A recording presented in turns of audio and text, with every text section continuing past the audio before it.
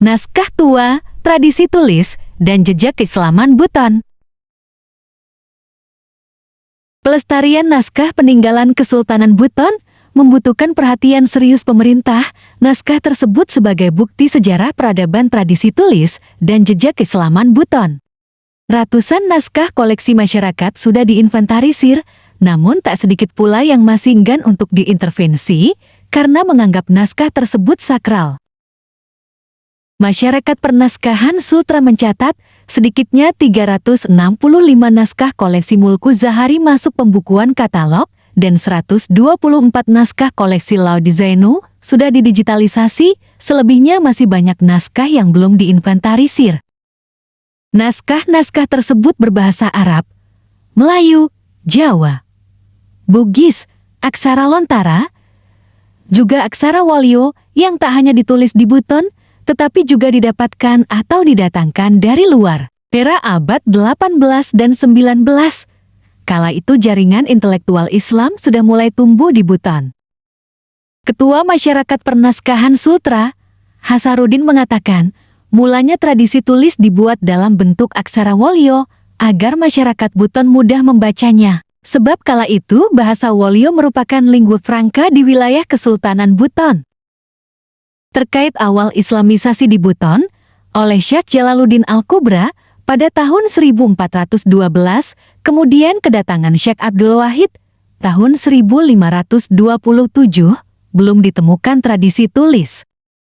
Tradisi tulis baru muncul era Sultan Dayano Ihsanuddin tahun 1610 dengan dibuatnya Undang-Undang Murtabat 7. Kala itu Sultan dibantu seorang berkebangsaan Arab bernama Syarif Muhammad. Naskah-naskah Buton sebenarnya nuansa Islamnya itu cukup besar dan banyak.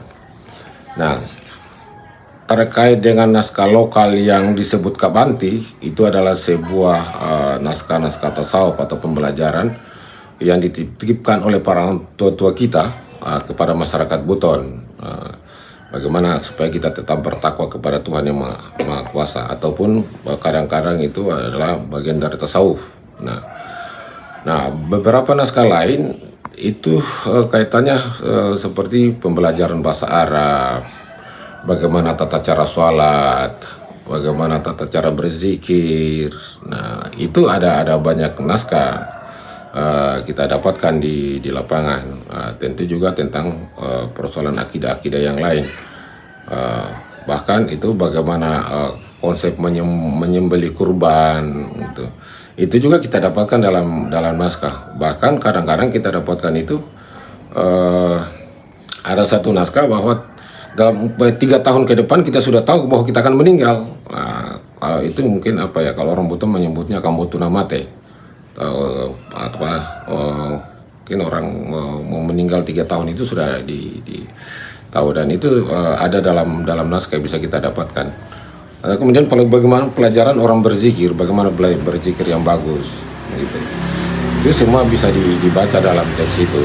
Atau kemudian beberapa mantra yang diutarakan dalam teks naskah itu, dan beberapa itu berasal dari Al-Quran. Ya, harapan saya bahwa naskah ini terus harus tertelusuri dengan bagus, karena tentu apa yang kami lakukan tidak semua masyarakat mau terbuka. Nah, harapan saya adalah masyarakat mau terbuka terhadap naskah-naskah itu, karena ditakutkan itu sudah rusak, mungkin akan bisa kita lakukan perbaikan secara fisik.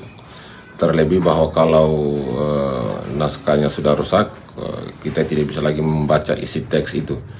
Nah, kedua, pemerintah daerah diharapkan sangat progresif dalam penyelamatan naskah-naskah kita.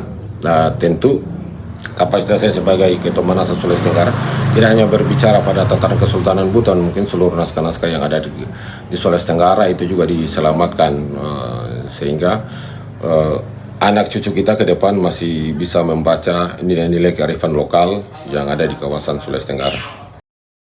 Waude Zahifa, anak Laude Zainu, mengatakan semasa hidupnya sang ayah sering membaca naskah tua dan menulis tentang sejarah, budaya Buton, tuntunan sholat, perkawinan, kematian, juga tentang sejarah Masjid Keraton Buton. Ucapan banyak-banyak terima kasih karena selama ini kitab kuno ini hanya tersimpan begitu saja toh. Tapi tiba-tiba mereka datang Dreamsea dengan kearsipan nasional ini untuk melihat ini kitab-kitab yang dibuka-buka selama ini orang tua kami Bapak Laode Zaino. Kami sangat berterima kasih.